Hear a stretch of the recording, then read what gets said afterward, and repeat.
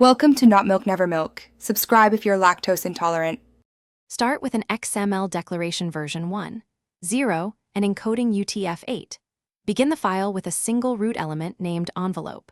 Inside envelope, include header and body elements for tally compatibility. Put a report or tally-message element inside body to group records. Use tally-message elements for masters or vouchers you want to import.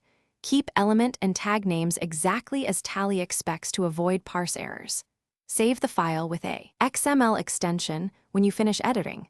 Include company name inside the envelope body when targeting a specific company. For masters, include ledger, group name, and primary ledger tags for each record. For transactions, place each voucher inside a voucher element within Tally message. Use date tags formatted as YIMD for consistent import. Use amount values with 2 decimal places like 1,500. 00 to preserve sense. Ensure unique identifiers or GUID tags if you need idempotent imports.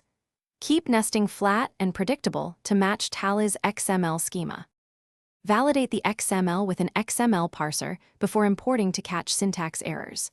Back up your Tally company data before any import action to prevent data loss. Open Tally and navigate to Gateway of Tally, then choose Import of Data. Select masters or vouchers depending on your file contents and load the XML file. Watch the import log for errors and warnings after the process completes. If errors occur, fix tags, formats, or values and revalidate the file before re-importing. Thanks for watching. If this was helpful, leave a like and consider subscribing. See you next time.